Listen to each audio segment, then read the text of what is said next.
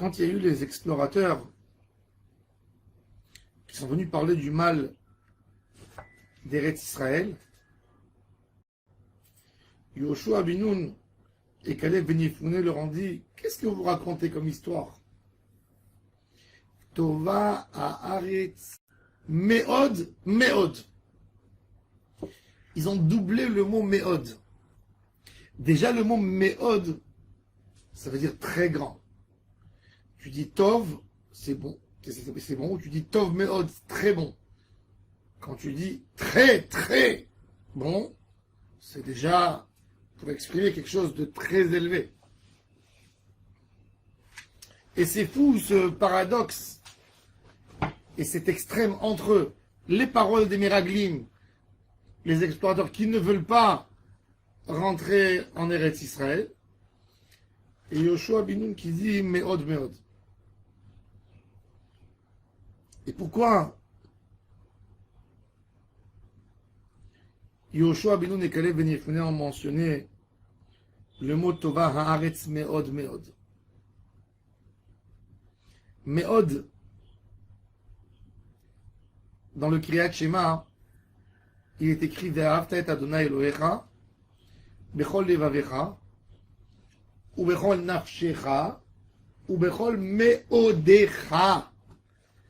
Et c'est quoi le meod là-bas?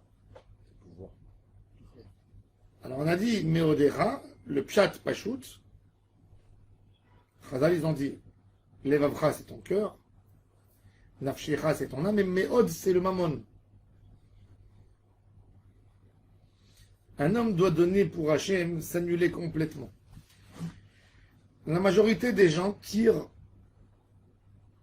vers le matérialisme. C'est l'homme. L'homme pour payer sa location, pour avoir son toit pour le soir, pour dormir.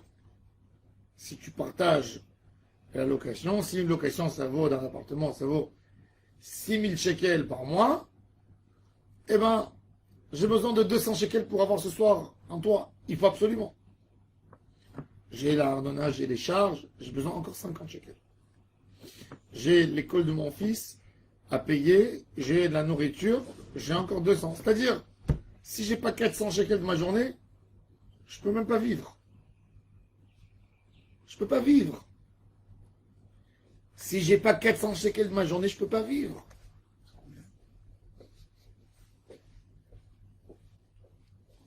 Ça, c'est le méod. Le méodécha. Akadosh Baruch Hu, il te dit, je veux que tu me donnes ton méodécha. Je veux que tu me donnes ce que tu as attiré le plus. Et le méod, c'est une berinat idbatlut. Comme que le Tana, il a dit, dans Pirkei Avot, méod, méod, have shefal ruach. Sois humble. Pas stam, sois humble. Sois un avenant. Il a dit méod, méod. Méod, c'est un bitoul derrière un bitoul. Eretz Israël, on ne peut pas l'apprécier si on n'a pas un bitoul entier de ce qu'on est. Quand tu viens en Israël, avec ta mesure à toi, ce que tu es, ton volume que tu attrapes, comme il dit mon père il dit, chaque homme, quand il rentre dans une maison, c'est exactement comme quand tu remplis ta valise. Quand tu remplis ta valise, tu vas en vacances, tu as une certaine valise. On t'a donné une valise qui fait 50 cm sur 40, admettons. Et il y a quelqu'un qui vient, tu donnes une grosse caisse, tu dis, ah, elle rentre pas dans la valise. Elle rentre pas dans la valise. Pourquoi? Parce que tu veux garder la beauté de la caisse. Tu dis, cette caisse, je dois la donner cadeau, c'est un emballage où il y a un cadeau dedans. Je ne peux pas la forcer et la faire entrer dans la valise. Autrement, ça n'a pas de sens. Alors qu'est-ce que tu fais? Tu gardes sur le volume. Quand tu gardes sur le volume, ça ne peut pas rentrer aucun part. Parce que tu es limité. Il dit, quand un homme, il rentre dans un endroit et il se donne du volume, il est dans son kavod, il est dans son titre, dans ses manières. Il a du volume. Il fait du volume. Qu'est-ce qu'il dit? Ah, je rentre pas ici. Ça ne me convient pas. J'ai du volume. Quand tu veux sentir Eretz Israël, tu as besoin d'arriver à un bitoul de méod. Quand tu n'as pas de hitbatlout, tu pourras jamais sentir Kedushat Eretz Israël.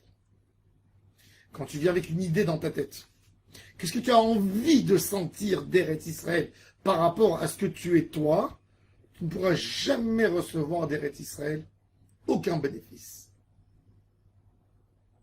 Rabbeinu dans l'Écoutez Moharan, il a déjà dit, Eretz Ochelet Yoshvea, Eretz Israël, elle veut te manger, elle. Du moment où tu ne te laisses pas manger par Eretz Israël, elle te rejette. Elle te rejette par des questions, par des doutes. Toi, tu les appelles des prises de conscience. Mais c'est faux. C'est toi qui n'est pas capable de t'adapter à Eretz Israël. Tu restes dans ton volume. Eh bien, il a dit Yoshua binun tova haaretz. Meod. Et les tova, que quand vous allez obtenir le meod. Le bitoul, la avodat Hashem, il ne suffit pas de bechol meodecha, il faut meod de meod pour entrer en Israël. Pour entrer en Eretz Israël, il faut jeter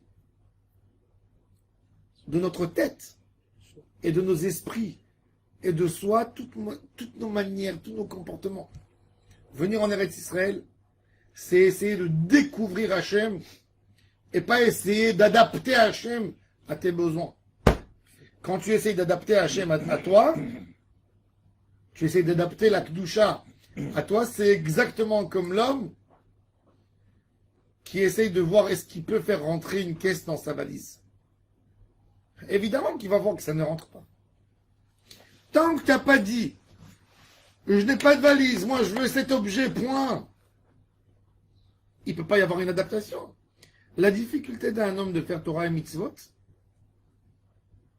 et c'est une difficulté pour nous tous, hein, parce qu'on vient avec une idée d'un volume qu'on ne veut pas faire entrer dans une valise.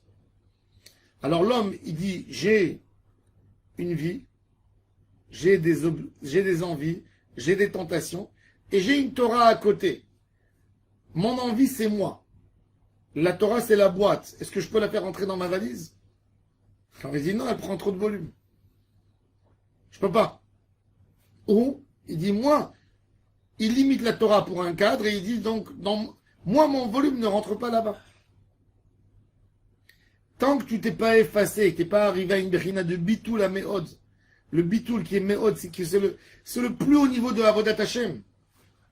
La Torah te dit, c'est facile de donner le cœur, c'est facile de donner le nefesh, mais bechol meodecha, c'est le plus difficile. Bechol meodecha, c'est bitoul à yesh. C'est ne plus rien avoir de moi-même. Rien que comme ça, je peux avoir Eretz Israël. Alors Yoshua Benoun, il a dit, Yoshua et Kalev, ils ont dit, nous, on a été Mevatlim le Yesh. Mais les autres, quand ils sont venus en Israël, les explorateurs, les autres 10, quand ils passaient dans un endroit, ils disaient, ah, c'est intéressant, quelle ville on pourra être maire? Quelle ville on pourra gouverner? Quel endroit il va nous aider pour obtenir ce qu'on veut? Et donc, ils n'ont pas trouvé un cadre qui convenait à leurs envies. Alors, qu'est-ce qu'ils ont vu? Ils ont vu que du mal. Ils ont dit, oui, c'est vrai, c'est une belle terre, mais elle n'est pas adaptée à nos besoins. Il y a des géants là-bas. Il dit, vous voulez manger des raisins normaux ou vous voulez manger chaque raisin comme une pastèque? Ça ne nous convient pas. C'est bon. Il y a beaucoup de gens qui ne détestent pas la Torah, mais ils te disent, la Torah, c'est pas pour nous. Je connais beaucoup de gens qui te disent, tout ce que tu dis, c'est magnifique. Ta vie, c'est un modèle. Pas pour moi. Moi, j'ai des envies. Moi, j'ai ma vie perso. Moi, ça ne me convient pas. Ça ne convient pas à mon rythme de vie. Pourquoi? Parce que ces gens n'ont même pas fait l'effort de s'annuler une fois à un message divin. Ils veulent que Hachem s'annule à eux tout le temps. Hachem, pour eux, c'est un casse-pommade. La tfila, pour eux, c'est un moyen d'obtenir. Ils n'ont jamais eu un moment de recueil avec Hachem. un plaisir avec Hachem. Yefaresh sichato. Ils n'ont jamais eu une intimité avec Hachem. Tout leur rapport avec Akadosh Baruch Hu, c'est donne-moi, donne-moi, donne-moi, donne-moi, donne-moi, donne-moi. Ils ne sont jamais fermés les yeux, ils ont dit ah, je suis en train de parler avec Hachem. Maintenant, je veux ressentir la grandeur d'Hachem Yitbarach. Non. Tout le temps, dans la routine. Ces gens qui n'ont pas senti Hachem dans leur vie, ils sont malheureux. Un homme qui n'a jamais fermé ses yeux et qui s'est senti dans les bras d'Akadosh Baruch Hu, comme un enfant dans les bras de sa maman, il est malheureux, il ne sait même pas que Hachem l'aime. Toute sa vie dans le monde, sa notion de tout, c'est donne, reçois, je te ferai ça. Si j'aurais une délivrance, je ferai un don. C'est qu'il n'a même pas compris. Pour lui, c'est un effort de faire quelque chose pour Hachem. C'est qu'il n'a même pas compris la place d'Akadosh Baruch Hu chez lui. C'est pour ça que un vœu pour nous à la base, c'est profané. Ça veut dire, si tu penses que Hachem il mériterait un travail de ta part, pourquoi tu as besoin de le faire comme vœu? Pourquoi c'est à condition? Tu n'as même pas compris c'est quoi Hachem. C'est pour ça que les vœux, c'est très grave. C'est pas beau. On te dit, il faut éviter. Bon, la majorité des gens le font parce que c'est comme ça les gens agissent. Eh bien, Yoshua ben Nun dit, Tova Haaretz meod meod. Tu sais pourquoi la Haaretz, moi j'ai vu. Parce que les autres, ils ont dit, mais attends, on est 10 explorateurs. On est des tzadikim, nous aussi comme vous. Pourquoi vous nous prenez à nous? Nous, on est des idiots, nous. Nous, on est des Rechaïm. Vous êtes que vous deux des tzadikim. Vous aimez, vous deux, Am Israël. Nous, on n'aime pas Am Israël. C'est ça le discours, toujours un discours politique. Quand vous voyez deux politiciens qui vont se battre sur une loi, chacun, qu'est-ce qu'il va dire à l'autre? Pourquoi moi j'aime mon peuple moins que toi? Toi, tu mets des doutes dans ce que moi je fais. Et Yoshua, qu'est-ce qu'il leur répond? Non, je ne mets pas de doute dans ce que vous faites. Moi, je suis venu avec une idbatlout.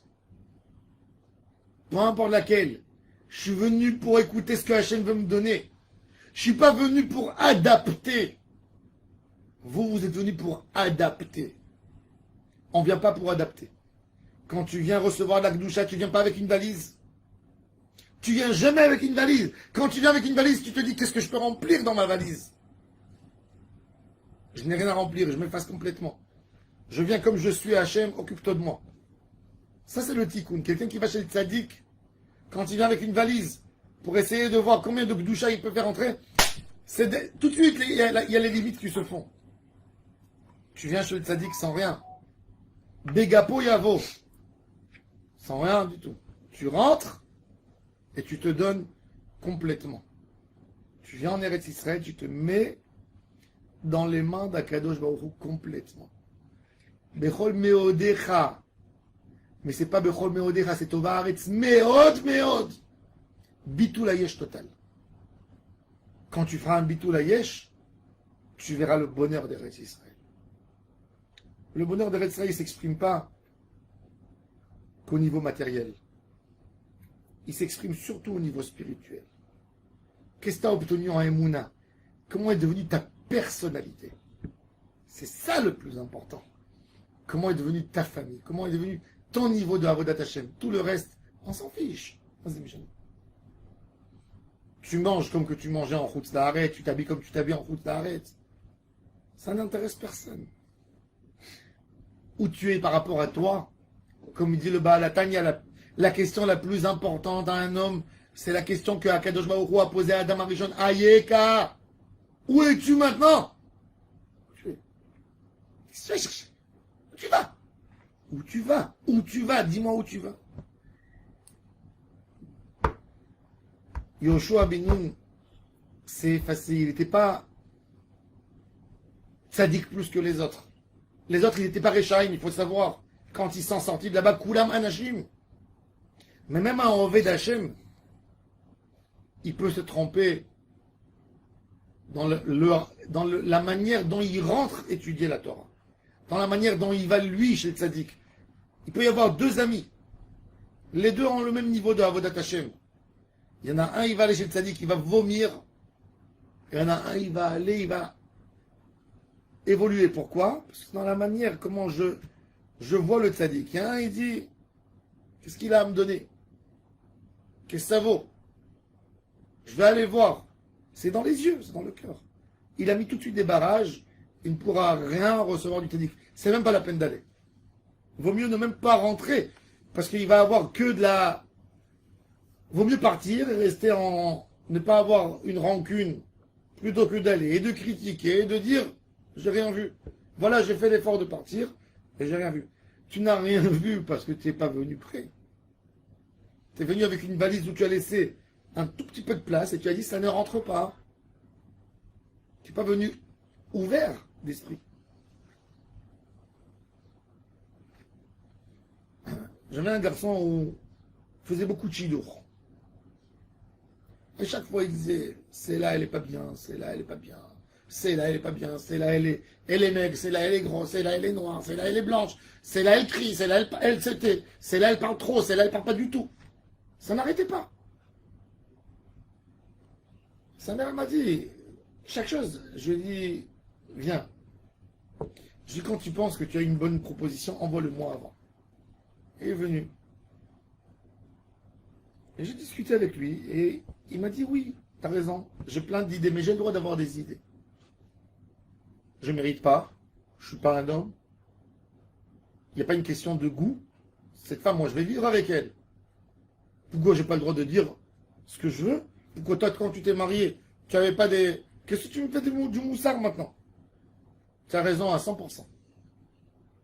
Tout ce que tu veux dire, dis-le rien qu'après. Quand tu viens maintenant, tu vas avec aucune idée.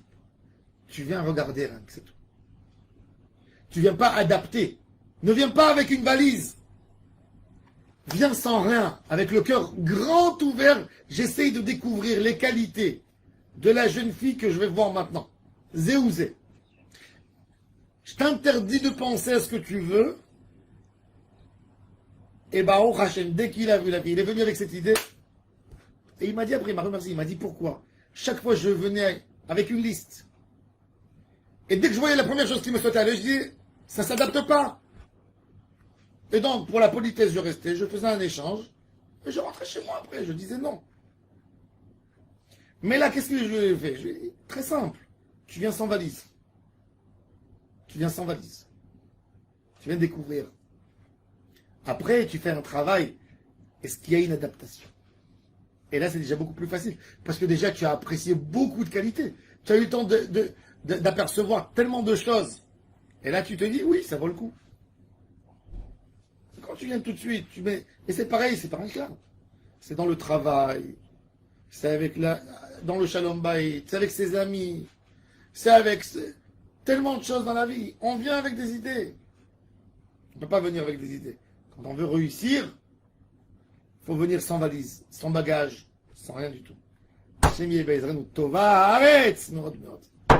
Baruch Adonai l'olam, amen.